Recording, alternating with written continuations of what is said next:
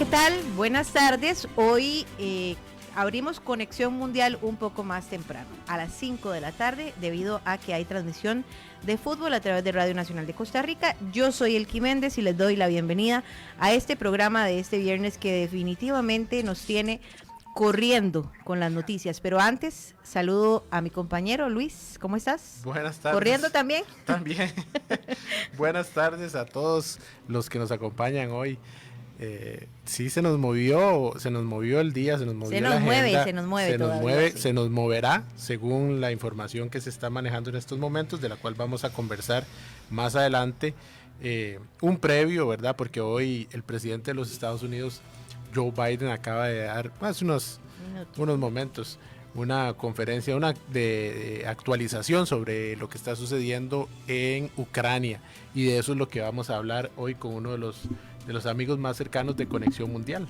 Sí, Elki, le damos la primicia, que nos diga qué fue lo que dijo el presidente estadounidense. Bueno, es que ha pasado mucho hoy, porque además de que se han vuelto más tensas las cosas entre la frontera de Rusia y Ucrania, han habido enfrentamientos. Vimos también cómo esta semana, ayer, si no me equivoco, antier, hubo un ataque que incluso impactó una guardería en Ucrania, en el este de Ucrania. Roces que han existido desde ya hace bastante, 8 años alrededor, entre separatistas prorrusos y el gobierno de Ucrania.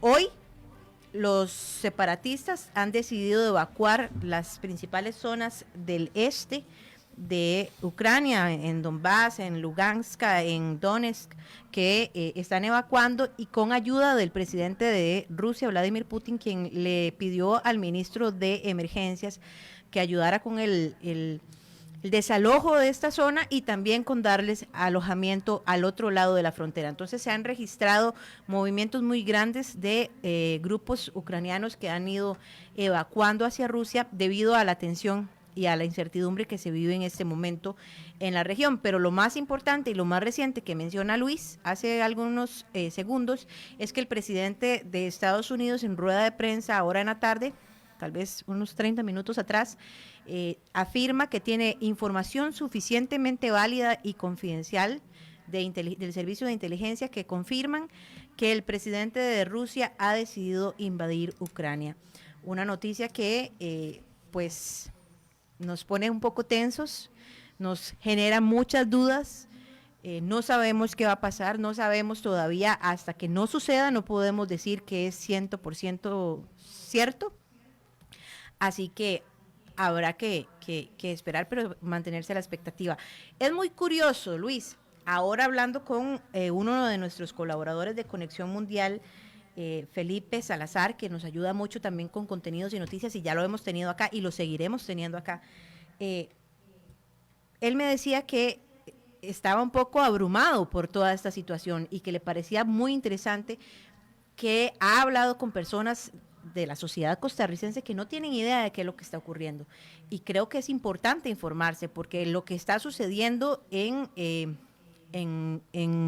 Euroasia tiene mucha trascendencia a nivel mundial, tiene mucha trascendencia en la economía nuestra y además en la estabilidad geopolítica de muchas naciones, que incluyen a Estados Unidos también como uno de los protagonistas de la crisis que se está viviendo en este momento. Ya vamos a analizar todos los escenarios.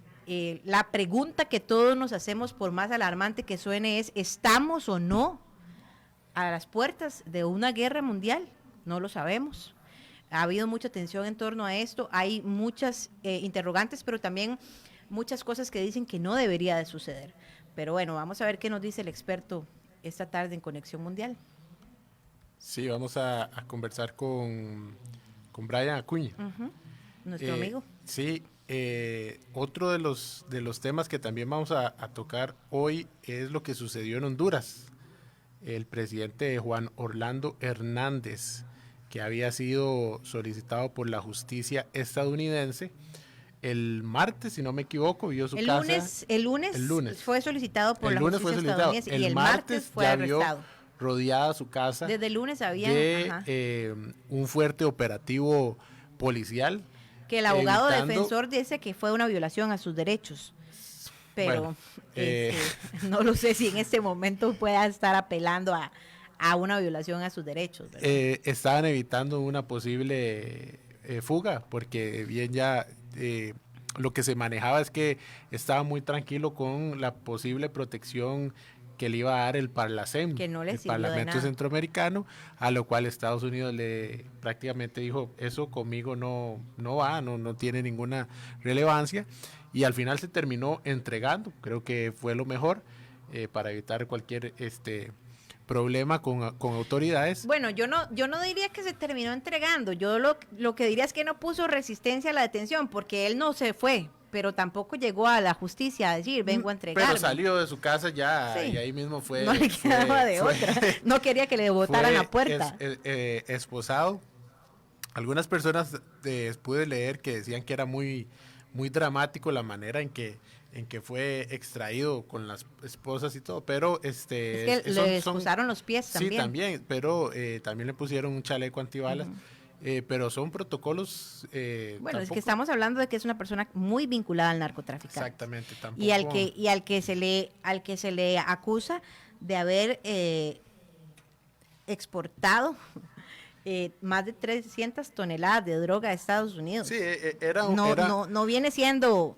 Era una estructura ya muy grande, ¿sí? Ya muy montada en la operación día a día del Estado. De hecho, según la lectura que hace la Fiscalía hondureña, ya una vez detenido, dice que se menciona 3 delitos. Se le acusa de conspiración para exportar drogas a Estados Unidos, de usar o portar armas de fuego, incluidas ametralladoras, y de conspiración para usar o portar armas de fuego en apoyo de la conspiración para traficar narcóticos.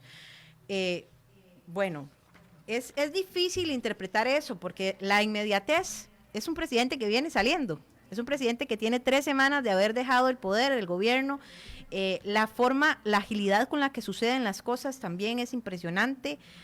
Creo que él le apostó a la inmunidad del Parlacem, pero el Parlacem sí da inmunidad, digamos, a sus miembros, excepto los miembros de Costa Rica y Panamá, que habían renunciado ya a tener esa inmunidad. Pero tiene que ser solicitada también. Creo que todos los miembros se le concede. Lo que se les solicita es el levantamiento. Lo que pasa es que esa inmunidad solo registra en países miembros. No aplica para, por ejemplo, Estados Unidos. Entonces, Estados Unidos puede perfectamente levantar un proceso e iniciar un proceso en contra de Juan Orlando Hernández, así tenga la inmunidad que él quiera tener, excepción de la presidencial, que es la que acaba de perder. Entonces, igual es una inmunidad que no es tan formal, y que además, si las autoridades judiciales de Honduras piden el levantamiento, se hace el levantamiento y no pasa nada. No pueden poner objeción, tienen que levantarla y listo. Entonces, de llamada de emergencia, los magistrados de la Corte Suprema de Justicia el lunes en la noche se pusieron de acuerdo para fijar un juez natural que llevara el caso, y el martes tempranito ya estaban tomando las decisiones del caso, y se sabía que en poco tiempo iba a estar ya bajo las órdenes judiciales el presidente Juan Orlando. Ahora tendrá que permanecer en prisión preventiva por lo menos un mes, porque la próxima audiencia será el 16 de marzo. De momento estará en prisión. Creo que aquí hay una sensación interesante. El proceso electoral dijo algo importante: el hartazgo que tienen los hondureños de la corrupción dentro de la política y dentro del poder, dentro de las cúpulas de poder y dentro de todas las instituciones gubernamentales, porque el narcotráfico y la corrupción han pasado por todos los poderes del Estado. Estuvieron controlados en el Poder Judicial, en el Legislativo y en el Ejecutivo. Recordemos que al hermano, quien fue diputado, está en cadena perpetua más 30 años. Sí, ya está en Estados Unidos. Sí, él fue extraditado y ya es juzgado. Sí, y el destino de Juan Orlando Hernández pues no va a ser muy diferente. Lo que a mí me parece muy interesante es cómo suceden las cosas, porque quizás en el radar no es de los Estados Unidos, por lo menos en la administración de Donald Trump, no estaba el presidente de Honduras como miembro posible del narcotráfico o del crimen organizado en Honduras. E incluso había una gran ayuda supuestamente del presidente Donald Trump para acabar con la corrupción a raíz del narcotráfico, un proyecto que había presentado el presidente Juan Orlando Hernández. Lo que pasa es que tras la investigación del hermano, tras la investigación de un narcotraficante también, que en este momento no me recuerdo los apellidos, Jeffrey, no recuerdo, ahorita lo busco, pero dentro de la investigación que hacen con él, el proceso judicial que hacen con él y las declaraciones de él, se empieza a vincular a Juan Orlando Hernández y se empieza a investigar. Entonces más bien fue como se dice popularmente, lo cantaron y empiezan a demostrar evidencias, pruebas de reuniones de la Fuerza Armada, incluso apoyando a la seguridad del transporte de drogas. Entonces ya empieza a delatarse la participación del presidente. Se rumoraba, pero todavía a lo interno de Honduras, pero todavía no había abierto un proceso judicial, y creo que las autoridades de Estados Unidos estaban muy atentas desde el 2021 cuando fue ya sentenciado su hermano. Incluso el gobierno de Biden, no sé si recuerda usted, Luis, que el año pasado se le asignó a Kamala Harris una atención a la migración en el Triángulo. En el Triángulo, sí. Y Kamala Harris, sí, pero la ayuda iba a Guatemala, Salvador y Honduras. Salvador, Guatemala, Honduras. Y en Honduras, por estar Juan Orlando dentro de la lista Engel y de habérsele negado incluso la visa, la ayuda en materia de seguridad se le otorgó a ONGs y no al gobierno hondureño, por el mismo caso de investigación. Entonces, creo que Estados Unidos tenía ya todo listo y preparado simplemente para el traspaso de poderes, que fue el 27 de enero, y esta semana, ¿qué fue? 15, ya estaba bajo las órdenes. Sí. Y fue detenido por un exdirector de la Policía Nacional de Honduras, que fue exiliado por parte de Juan Orlando Hernández tras haber dado con la captura de unos narcotraficantes. Creo que estuvo muy contento. Después de eso, Juan Orlando Hernández lo destituye, él sale de Honduras, regresa ahora 5 años después a ponerse a las órdenes de Xiomara Castro, nueva presidenta, y él es el quien le corresponde efectuar este arresto, que fue, habló con Fernando Henrico en CNN y le dijo que en un momento sí, Juan Orlando Hernández le dijo que era algo personal, a lo que Ramón Savillón le contestó que era simplemente el trabajo que le correspondía hacer.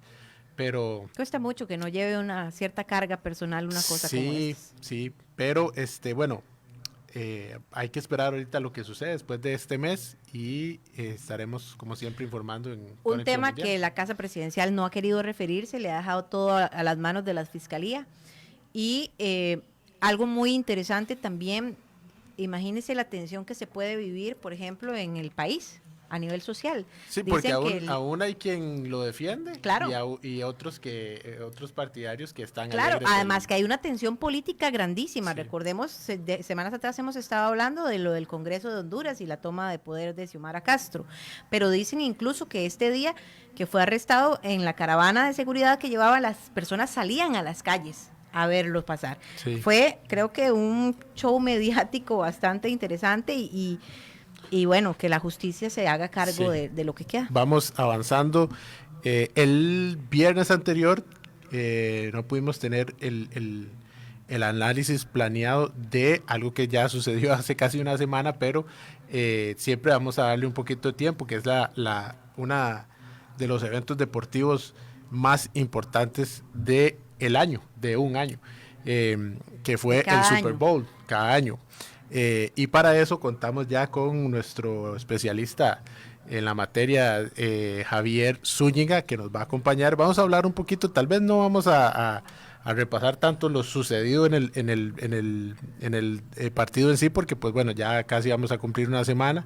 En resumen, el equipo de Elqui, Los Ángeles Rams, ganan el Super Bowl 20-23. Yo se lo dije, ¿verdad? Que iban a ganar, estaba segura de eso. Pero bueno, vamos a conversar un poquito, esperar que esto se vaya haciendo más habitual, al menos en este deporte, para que la gente empiece a tomarle más gusto a aquellos que no lo han hecho. Y pues que sea a través de Conexión Mundial o de 13 Costa Rica Noticias, que vayan adquiriendo esa información de una manera más habitual. Y para eso estamos con Javier. Javier, buenas tardes y muchas gracias por acompañarnos.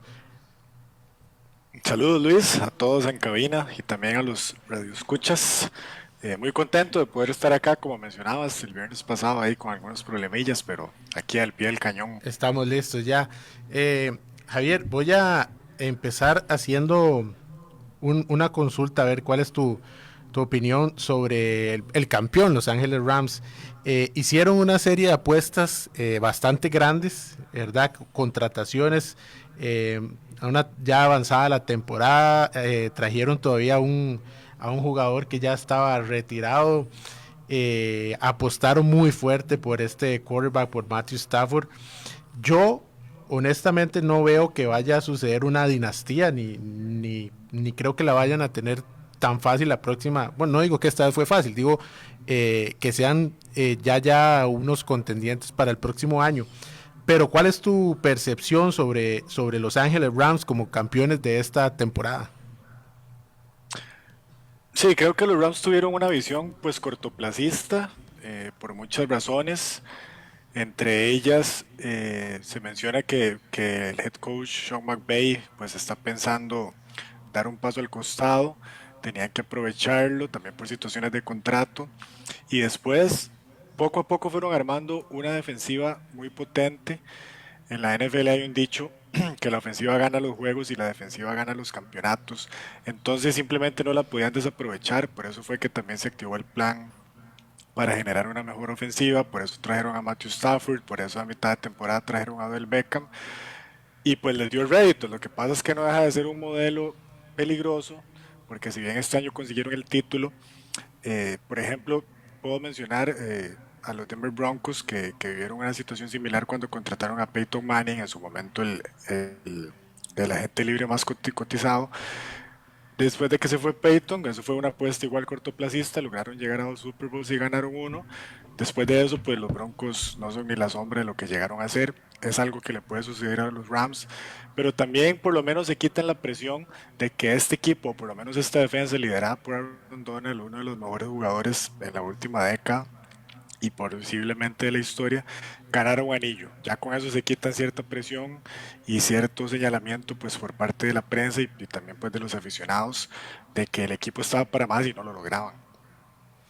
Esto que menciona sobre un dicho bastante famoso, porque termina siendo cierto, lo de las defensivas. En este caso, capturaron 7 veces a Joe Burrow. ¿Cómo, pasándonos ya al lado de los Bengals, cómo comprendemos que con una tan pésima protección de los Bengals a su quarterback hayan llegado hasta el Super Bowl? Todavía estuvieron cerca, el partido no fue muy holgado para los Rams tampoco, hasta todavía parte final del partido iban perdiendo, pero ¿cómo entender esto? ¿Quién es el habilidoso o dónde estuvo el secreto para que con una mala defensa, una mala protección a Joe Burrow, los Bengals llegaran hasta acá, y pasando por equipos con muchísimo, que parecían mucho más poderosos que el Cincinnati? Sí, yo creo que hay que remontarse inclusive pues hasta el draft, que es como el primer gran evento de una temporada. Lo mencionamos la vez anterior, se les criticó mucho por no reforzar esa línea, porque por eso fue que Joe Burrow también estuvo una temporada lesionado. Pero bueno, también le trajeron armas, porque Joe Burrow es un quarterback muy talentoso, fue seleccionado en primera ronda y pues muchos lo señalan como el heredero de Brady en el sentido de esa ética profesional, esa ética de estudiar al rival, de vivir, de desayunar, almorzar y cenar fútbol. Entonces, pues también tenés que aprovecharlo, ¿verdad? Cuando tenés un líder natural, tenés que rodearlo del talento, si no puede suceder lo que le pasa a Aaron Rodgers, uno de los mejores quarterbacks en toda la liga y en todo su tiempo en Green Bay solo ha logrado un anillo y mucho se le señala porque la directiva y el general manager no rodearon a Rodgers del talento necesario. Entonces creo que va por ahí.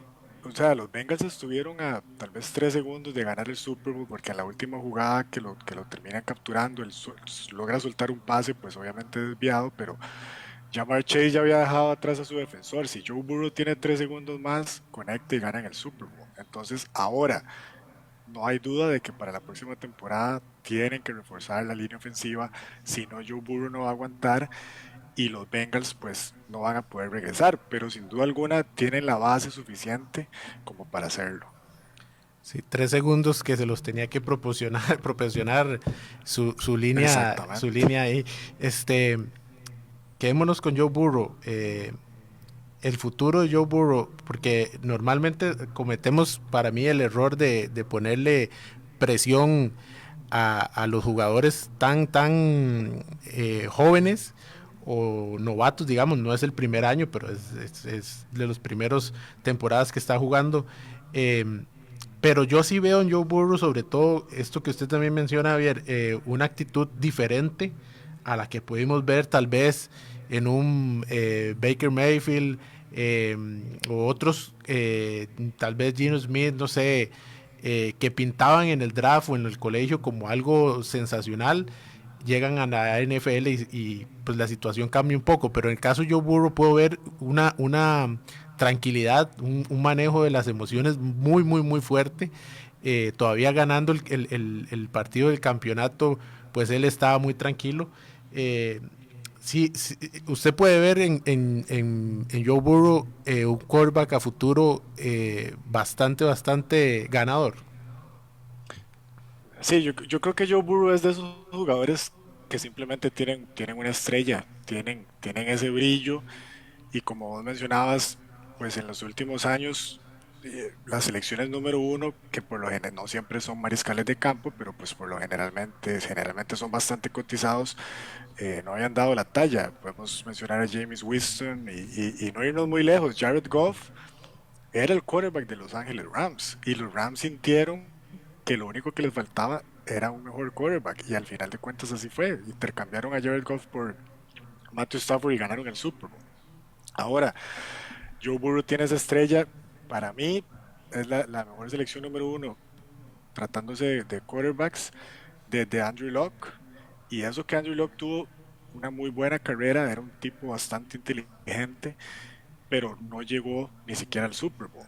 Entonces ya Joe Burrow lo logra en su segundo año, después de perderse prácticamente toda su primera temporada por una lesión de rodilla. O sea, la fortaleza mental que tenés que tener después de perderte tu primera temporada con toda la expectativa alrededor es impresionante. Entonces, no podríamos, o sea, no puedo imaginar lo que puede hacer Joe Burrow si logra mantenerse pues saludable, porque recordemos que en el Super Bowl también sufrió una pequeña lesión Sí. que al parecer no va a requerir cirugía ni mucho menos, pero si logra mantenerse saludable, creo que sin duda los Bengals encontraron su cara de la franquicia y muchos éxitos en los años venideros. Sí, Matthew Stafford estuvo, si no me equivoco, 12 años en Detroit y no pudo conseguir mucho, pero ahora en su año con los Rams consigue el anillo, que obviamente tiene que ser muy preciado para todos los jugadores de la NFL, pero hay algunos que se les ve que lo desean. También, digamos, aprovechar el caso, por ejemplo, de Odell Beckham Jr., que verdad parece que a pesar de que salió lesionado, pues creo que era el más feliz de todos por tener uno. Pero en el caso de Matthew Stafford, es un quarterback salón de la fama. Es una pregunta complicada porque para ser directo creo que no, o sea, creo que le falta, es un muy buen quarterback, aguantarse 12 años en Detroit no es jugando y lo intentó y creo que a Stafford en Detroit le pasó lo que ahora mencionaba con Aaron Rodgers, nunca lo rodearon del talento necesario para ser un mariscal de campo que fue seleccionado en primera ronda y como la primera selección global. O sea, más allá de Calvin Johnson, de Megatron, nunca tuvo una ofensiva talentosa a su alrededor y por eso también él decidió pues mudarse a los Rams. Pero creo que sí le falta, es decir, más allá de estar en un mal equipo, o sea, para eso existe el sistema del draft en la NFL también, para que esas selecciones lleguen y cambien la cara de las franquicias. Y Stafford logró llevar a los Lions a playoffs, pero no pasó de ahí, no llegó a más. Entonces creo que sí le falta, tiene muy buen brazo, también es muy inteligente a la hora de leer a las defensivas, pero lo consideraría más si lograra otro anillo. Si los Rams por casualidad logran, porque no es sencillo ganar títulos seguidos en la NFL, no es algo que pase comúnmente como en el fútbol, tal vez que sí es más común. Creo que ahí ya tal vez subiría los números. Última pregunta del día de hoy, una valoración del MVP del Super Bowl, de Cooper Kupp. Cuando estaba en la NCAA no era el jugador más codiciado. En los Rams, cuando inicia su temporada, es el wide receiver número 4. Hoy es el MVP del Super Bowl, el jugador ofensivo del año, tercer wide receiver en la historia de la NFL en ganarlo, e igual a Joe Montana como único ganador del MVP del Super Bowl y el jugador ofensivo del año en la temporada regular.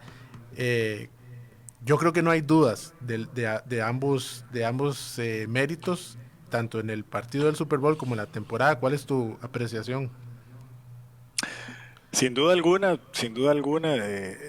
por distintos temas de trabajo me toca hacer distintos análisis semanales y lo mencioné pues prácticamente a lo largo de toda la temporada, principalmente ya cuando arranca la segunda parte de la temporada, que Cooper Kupp merecía el MVP de la temporada. Ahora, en la NFL pasa una situación particular y pues también uno entiende, es un producto, tiene que vender y todo el mercadeo que está detrás. Generalmente el MVP lo gana un mariscal de campo. Y si no es un mariscal de campo, es un corredor, porque el corredor también tiende a ser la cara del equipo, o ya un defensivo un defensivo fuera de serie. Para eso existen estos otros tipos de premios, como el jugador ofensivo del año. Entonces la NFL se lava las manos dándole ese premio a Cooper Kupp, pero para mí merecía el MVP y lo vimos en el Super Bowl cuando Odell Beckham llegó al equipo, se dijo que ahí se iba a demostrar si Cooper Kupp era un receptor número 1 y así fue, siguió teniendo números impresionantes y fue la razón al final por la que los Rams conquistan el título. O sea, es decir, la última serie, el touchdown ganador, Cooper Kupp recibe prácticamente todos los pases.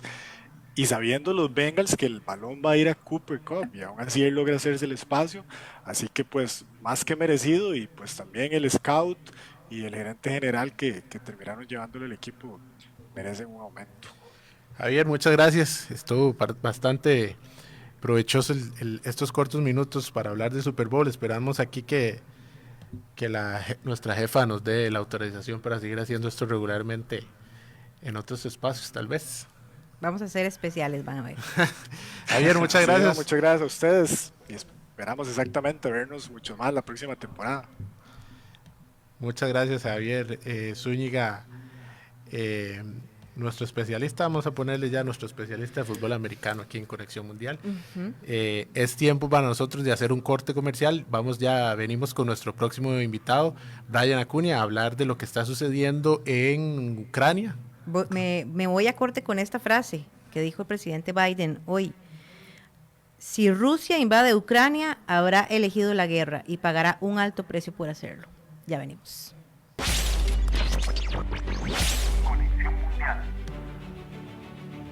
Regresamos con hablar de lo que ha sido el tema más trascendental, diría que hoy, las últimas semanas e incluso los últimos meses. Y la tensión que se está viviendo no solamente en el epicentro de la crisis, sino también en todo el mundo, porque al final no se sabe qué pueda ocurrir, qué está sucediendo realmente. Para poder analizar lo que ya hemos hablado, la tensión que se vive entre Rusia y Ucrania, está con nosotros Brian Acuña. Brian, muchas gracias por acompañarnos, bienvenido a Conexión Mundial. Hola Elki, hola Luis, bueno, un gusto saludarlos nuevamente. Que, bueno, tomando como pilar de la conversación de hoy, vamos a empezar con lo más reciente, que son las declaraciones del presidente Joe Biden hoy, en las que dice que está seguro que Putin ha decidido invadir Ucrania y con esto, si lo invade, desatarse una guerra. Pero también dijo que prometía no enviar tropas. ¿Cómo podemos interpretar todo esto? ¿Qué es lo que está sucediendo? ¿En qué momento nos encontramos?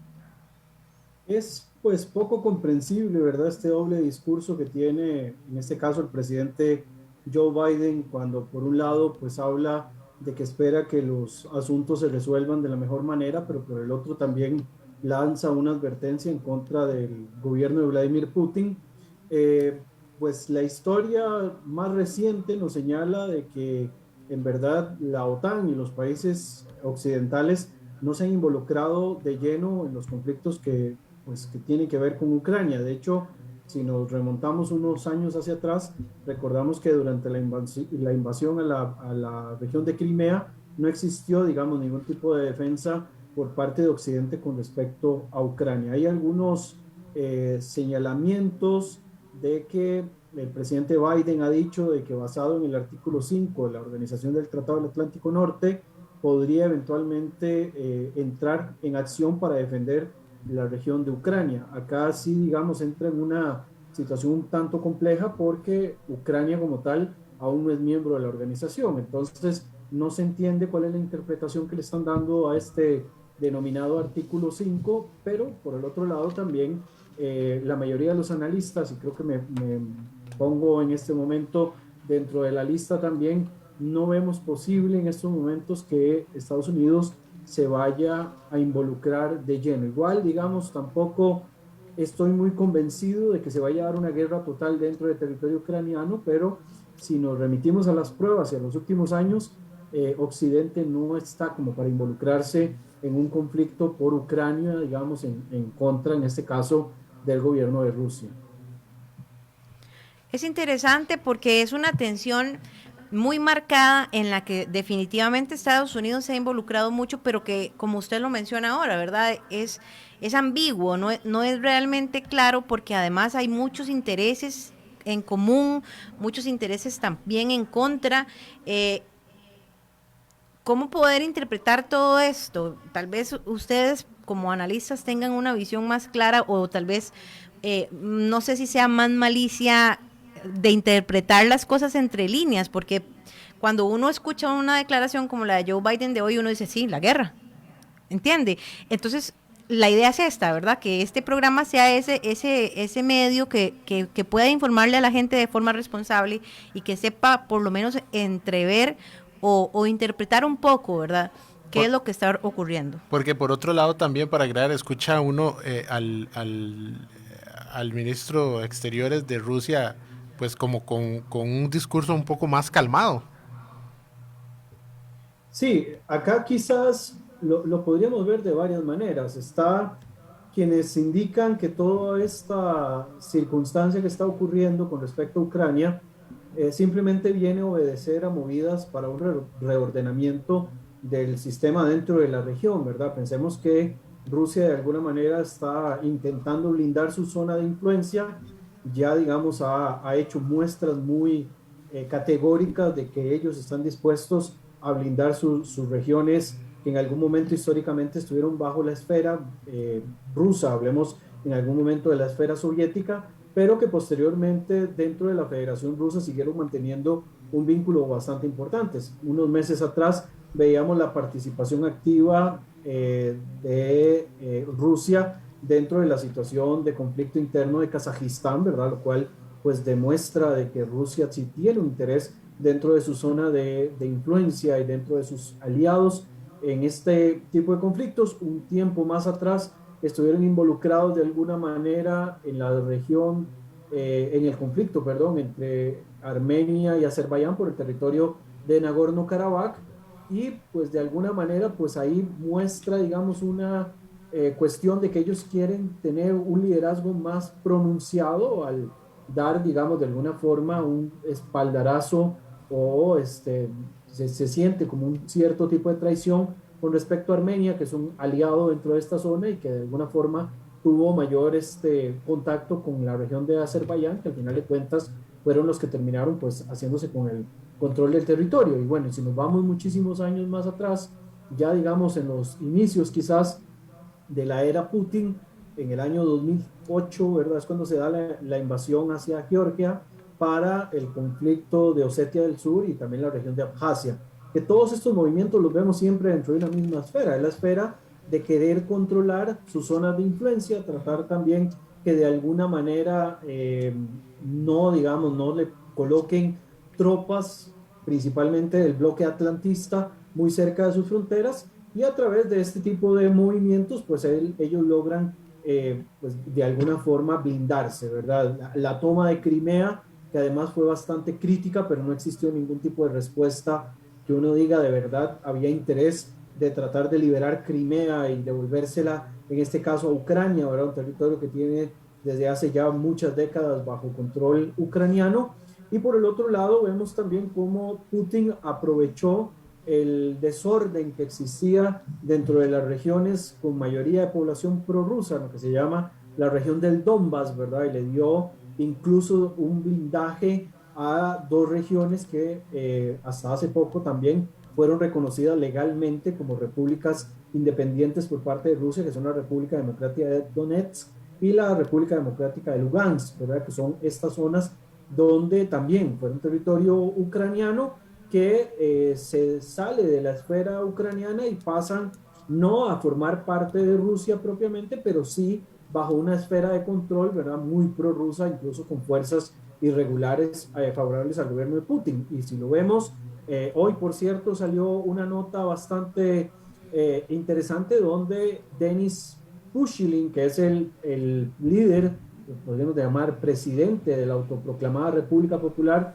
del Donetsk, anunciaba una evacuación masiva de población del Donetsk hacia territorio ruso, lo que señalaría de alguna manera que si bien no se vaya a dar una invasión total contra territorio ucraniano, podríamos quizás sospechar de que se dé algún tipo de invasión rusa sobre estos territorios separatistas que al final de cuentas están, digamos, haciéndole el juego de alguna manera al gobierno de Vladimir Putin.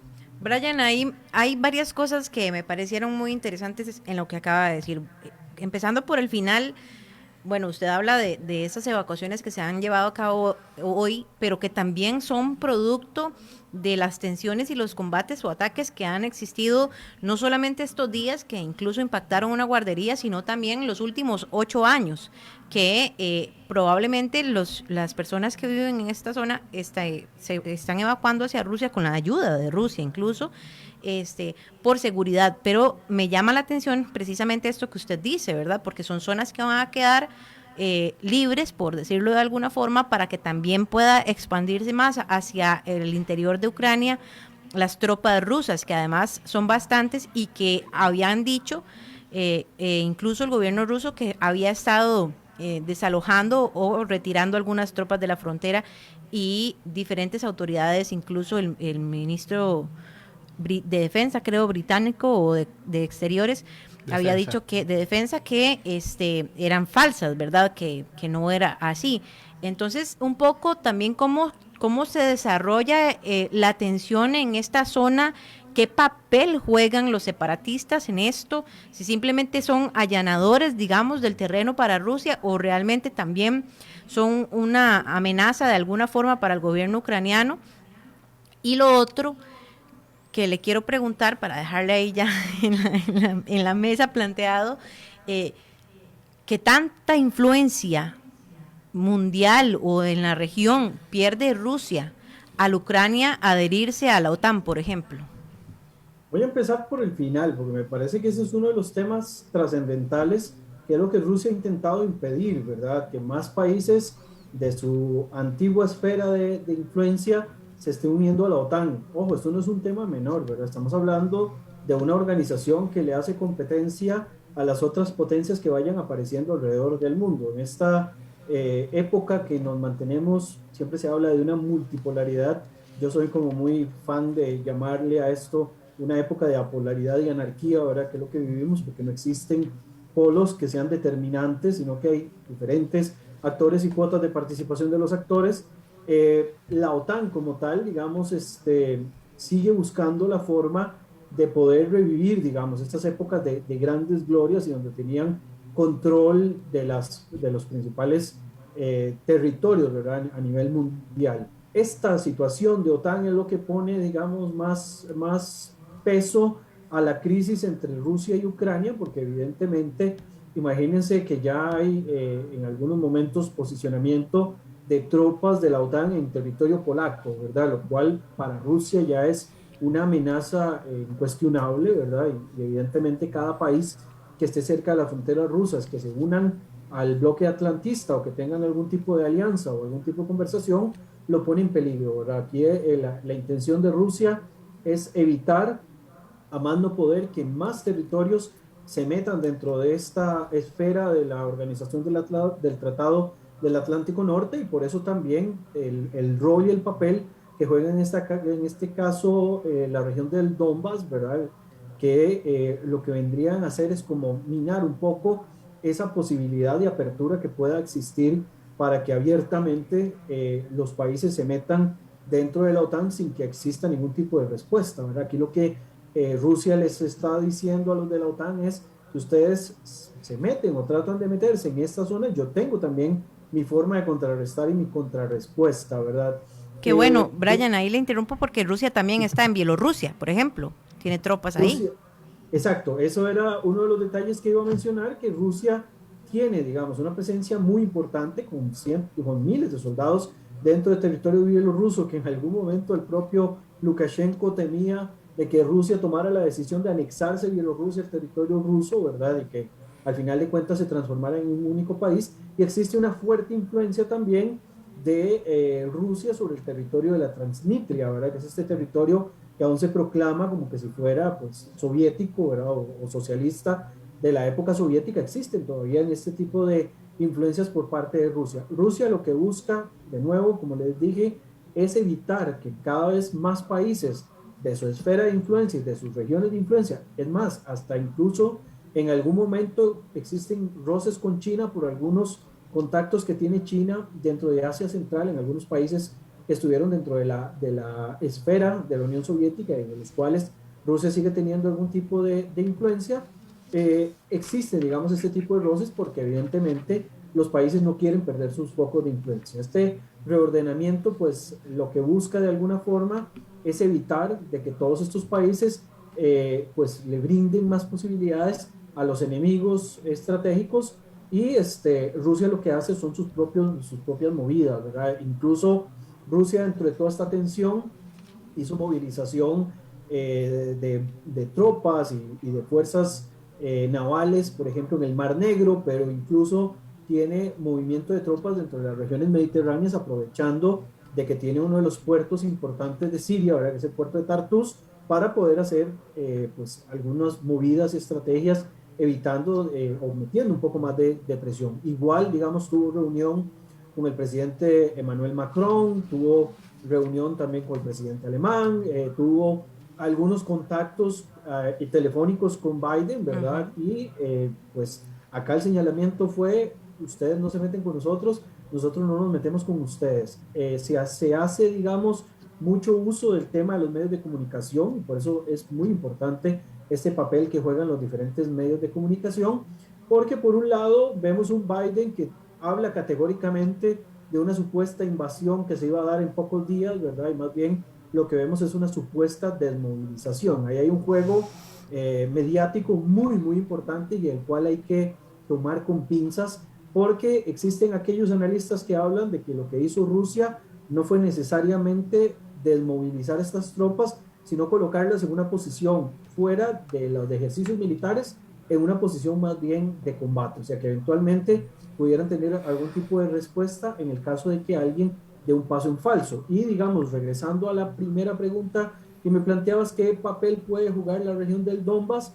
Hay quizás un elemento, un escenario que contemplan también aquellos que mencionan que evidentemente se podría dar algún tipo de enfrentamiento, y es en el caso de que se dé un false flag, ¿verdad? Que sea un ataque de falsa bandera, y esto obligue de alguna forma a que se den enfrentamientos entre tropas, ya sea las tropas ucranianas contra tropas rusas, o que eventualmente se enfrasquen en una escaramuza de algunos días y posteriormente se regresen a posiciones anteriores, o que exista algún tipo de ocupación de territorios dentro, digamos, de esta posición de Rusia de querer tener un poco más de control dentro de sus zonas de influencia. Brian, quería aprovechar, ahora que mencionas la palabra polaridad, tal vez una apreciación. Hace unos días el presidente argentino Alberto Fernández se reunió con Vladimir Putin, lo hizo ahora también Jair Bolsonaro. En este momento esas reuniones pues tienen mucho significado. ¿Qué tiene Estados Unidos que preocuparse por esto o volver un poco la vista a lo que está sucediendo, o es una estrategia rusa de decir, bueno, yo también puedo acercarme a su continente? ¿Cómo entendemos este juego? Es un juego que se ha mantenido a lo largo de los años, ¿verdad? Hemos visto, bueno, Rusia tiene un posicionamiento muy importante, quizás no de bases militares súper complejas en las zonas latinoamericanas, pero con Venezuela existe un contacto muy importante, ¿verdad? Con el gobierno de Nicolás Maduro y toda la estructura política que existe en estos momentos en Venezuela. Hay un contacto importante. Esta semana dijo Nicolás Maduro abiertamente en cadena que apoyaba a Vladimir Putin y la decisión que tomara.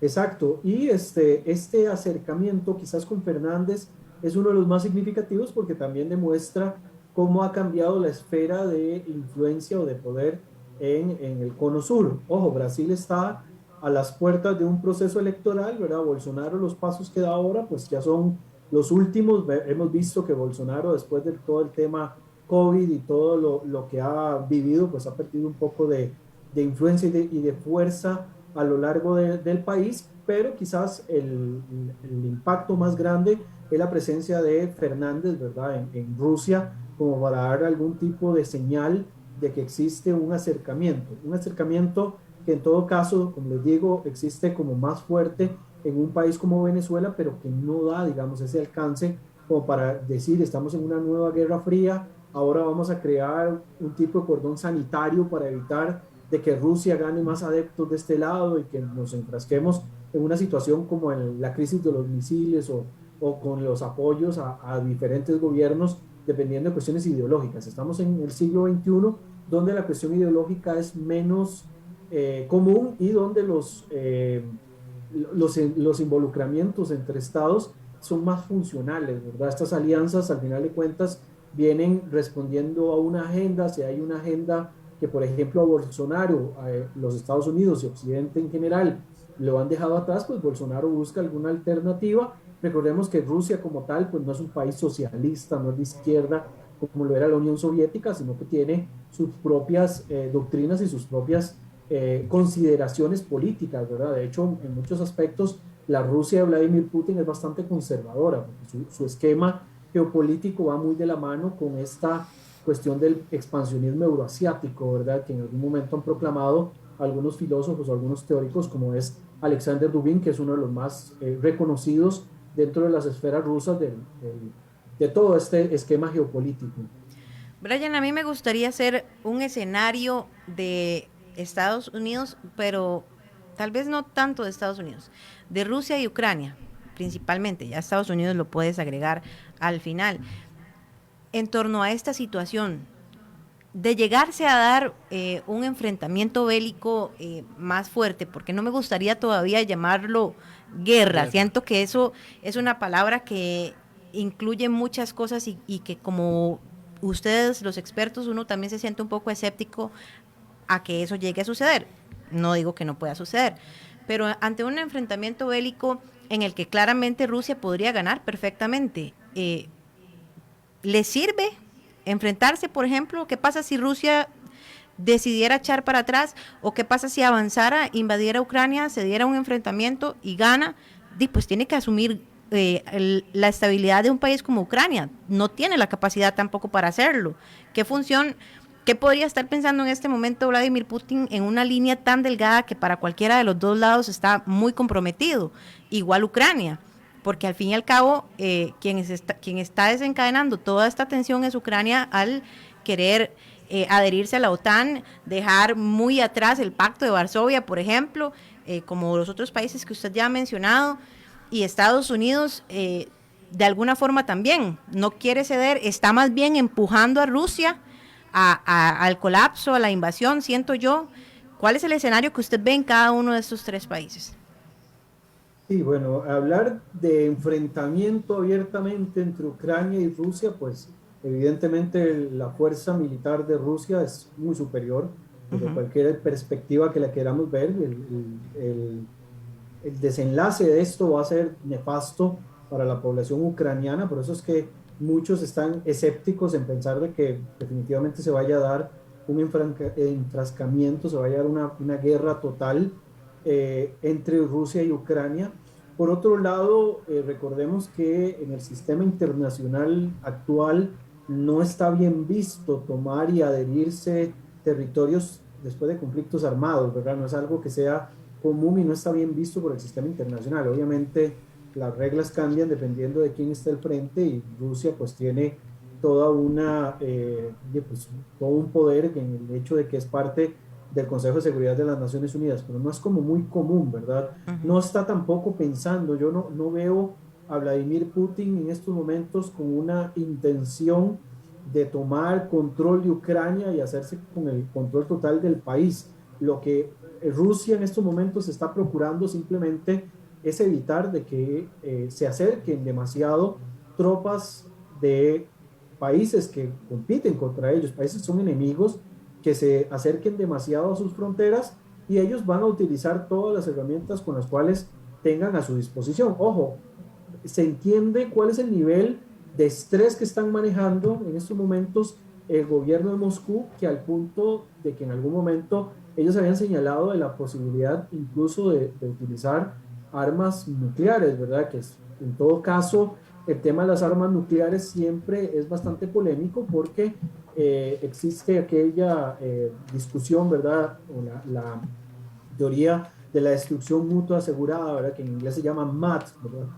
El juego de palabras es bastante interesante, donde siempre se habla de que en caso de utilizar armas de destrucción masiva, la respuesta y la contrarrespuesta pues van a ser nefastas para todos los frentes, ¿verdad? Rusia lo tiene muy claro. Sin embargo, es una persuasión o lo utiliza de alguna forma como una persuasión como para decirle, señores, ustedes nos quieren llevar a una guerra que no necesitamos. Sencillamente, cada uno ubíquese en la posición que le corresponde y pues quedamos tablas, ¿verdad? Incluso existe presión con el tema de los recursos estratégicos, el tema de la exportación de gas hacia Europa, que es una de las cuestiones por las que la Unión Europea ha tenido una respuesta bastante ambigua en este y en muchos otros temas. La Unión Europea pues se ve maniatada y porque además las últimas 2 guerras mundiales, las 2 guerras mundiales que hemos tenido pues han sido nefastas para Europa y Europa se la huele que de nuevo de darse una guerra total pues ellos son los que van a recibir la mayor cantidad de circunstancias negativas. Entonces eso por este lado. Por el otro lado, si eventualmente se llegase a dar un enfrentamiento pues de guerra total, ¿verdad? Que todavía no se percibe de esa manera, habría que ver también otras respuestas que puedan ocurrir, donde incluso habría que ver cuál va a ser el papel que juega un país como China, quienes también en algunos momentos, algunos proponen de que si se diera un enfrentamiento ya planeado o ya controlado de Rusia y China en conjunto por esta situación contra Occidente, incluso se habla de que China podría echar mano de querer invadir Taiwán y tomar control de él, ya que es uno de sus grandes proyectos para la reunificación de China. Pero esto todavía está como muy, digamos, no está todavía contemplado de esa manera y por lo tanto hablar de una guerra total en estos momentos no es como lo más acertado, ¿verdad? Incluso es un poco arriesgado en ocasiones hablar de una guerra total en pocos días. Lo que sí podemos ver son quizás escaramuzas y enfrentamientos temporales o ocasionales en algunas zonas, pues dadas, digamos, las tensiones que se han estado viviendo hasta este momento. Incluso, digamos, hablar de esta cuestión de anexarse territorios después de un conflicto armado, ¿verdad? No es como tan, no es similar ni siquiera como se pensaba en algún momento de que Rusia lograra anexarse Bielorrusia, porque ahí lo que se hablaría es de una voluntad de los bielorrusos de formar parte de la Federación Rusa, que ya se entraría en otro aspecto, y las zonas del Donbass, y al final de cuentas se anexaran a Rusia, sería por una cuestión de este primer paso de autodeterminarse, ¿verdad? De declararse independientes, y posteriormente pues tomar la decisión de anexarse ellos voluntariamente a Rusia, ¿verdad? Que serían pasos políticos, pero menos perjudiciales desde el punto de vista del sistema internacional o del derecho internacional.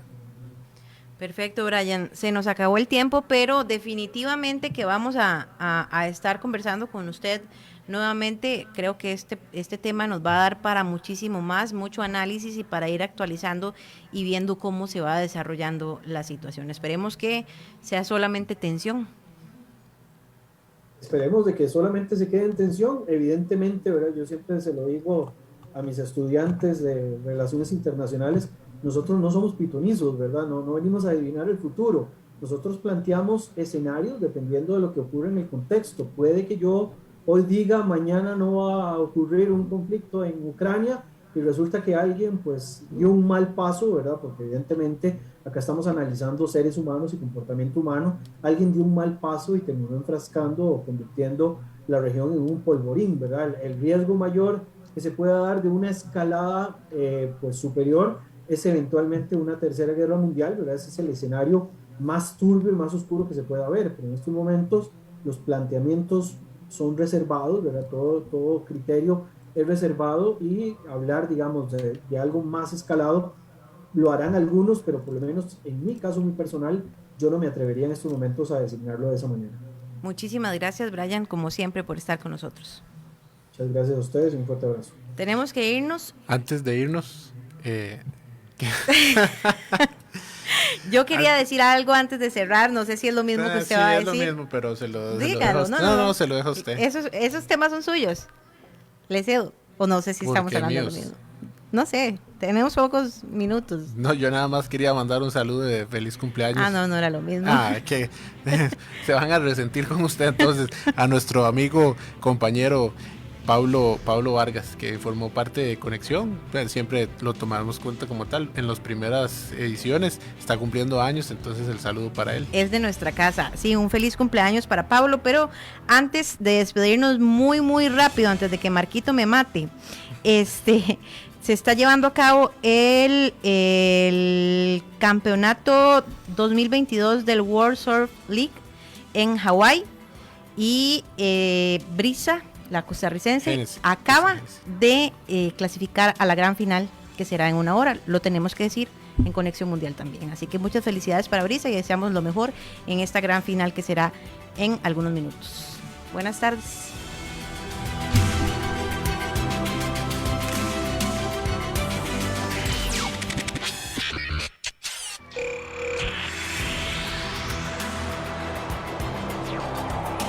Nos despedimos. Somos Conexión Mundial.